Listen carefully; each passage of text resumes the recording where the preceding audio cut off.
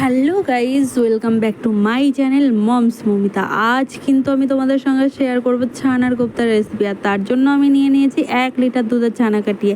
আর এখানে কিন্তু মিক্সার গ্রাইন্ডারে গ্রেট করব বলে আদা আর কাঁচা লঙ্কা নিয়ে নিয়েছি। এখানে কিন্তু আমি কিছু আলুও কেটে নিয়েছি, কারণ আলু দেবো না ভেবেছিলাম। আর সাধারণত ছানার কোপ্তায় আলু দেয়ও না, কি মনে হলো আমি দিয়েই দিলাম। তারপর দেখো এখানে কিন্তু আদা কাঁচা লঙ্কাটা খুব ভালোভাবে গ্রেট করে নিয়েছি। আর একটা টমেটো নিয়েছি, এটাকে পিউরি করব বলে পিউরি করে নিয়েছি। এবার দেখো আমার কিন্তু এখানে কড়াইটা খুব ভালোভাবে গরম হয়ে গেছে। আর কড়াইতে আমি এখন তেল দিয়ে দেবো। আমি কিন্তু এখানে ইউজ করেছি সাদা তেল, তোমরা চাইলে কিন্তু গাইস সর্ষের তেলও ইউজ করতে পারো, যে যেমনটা পছন্দ করো। তো আমি তেলের মধ্যে এখন নুন দিয়ে দিচ্ছি, কারণ আলু ভাজবো তাই। আর নুন দিয়ে আলু ভাজলে না আলুটার মধ্যে খুব ভালোভাবে নুনটা ঢোকে। আর এখানে আমি ছানাটাকে হাত দিয়ে ভালো করে ডলে নিলাম মিহি করবার জন্য। আর এখানে কিন্তু আমি 1 চামচ ময়দা আর আদা আর কাঁচা লঙ্কা বাটাও দিয়ে দিয়েছি।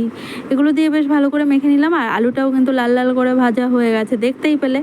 তো এইখানে আমি কোপ্তাগুলিকে গোল শেপ করে নিয়েছি। এখানে কিন্তু গাইস যার যার যেমন পছন্দ, অনেকে চ্যাপটা করে অনেকে গোল করে, তো আমি এখানে গোল করে নিয়েছি। তোমাদের চ্যাপটা পছন্দ হলে তোমরা চ্যাপটা করবে। তো আমার কিন্তু দেখতে না দেখতেই 4টে কোপ্তা অলরেডি বানানো হয়ে গেছে। একা একা আমি সব কোপ্তাগুলিকেই বানিয়ে নেব। এখানে কিন্তু গাইজ আমি কিন্তু আজকের এই কোপ্তাটায় অনেক কিছু দিইনি। সব সময় যে ওই সবগুলো দিয়েও করতে হবে তেমনটা নয়।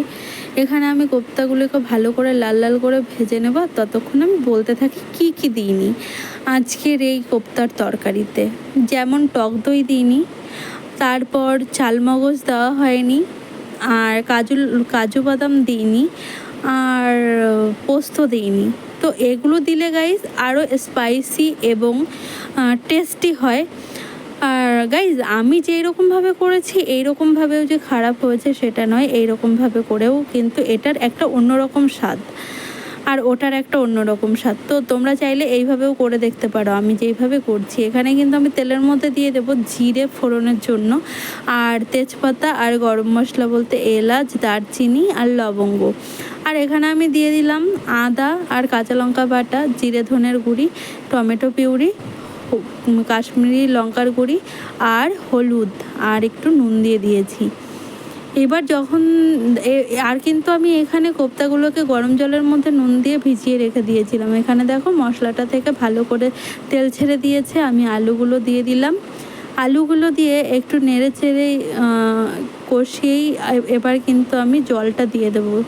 কোপ্তা ভেজানো জলটাই কিন্তু আমি এখানে ইউজ করব, কারণ ওই জলটার মধ্যে কোপ্তার একটা ফ্লেভার থাকে তাই। তো দেখতেই পেলে আমি কিন্তু এখানে জল দিয়ে দিয়েছি। এবার এই ঝোলটাকে ফোটাতে হবে ভালো করে। দেখো ভালো করে কিন্তু ঝোলটা ফুটছে টকবক করে। আমি ততক্ষণে কিন্তু চিনি দিয়ে দিয়েছি। আর এটাতে এখন কিন্তু কোপ্তাগুলি দেওয়ার মতন হয়ে গেছে ঝোলটা, তাই আমি কোপ্তাটা দিয়ে হালকা করে ফুটিয়ে নিচ্ছি। আর এটা হয়ে গেলে কিন্তু আমি এখানে দিয়ে দেবো অল্প ঘি আর গরম মশলা। দেখো আমার কিন্তু কোপ্তার তরকারি প্রায় রেডি। তো গাইস আজকের মতো দেখো হয়ে গেল কোপ্তার রেসিপিটা কমপ্লিট। তো গাইস আজকের মতো টাটা, দেখা হচ্ছে নেক্সট ভিডিওতে তোমাদের সঙ্গে। আর ততক্ষণ তোমরা সবাই ভালো থেকো।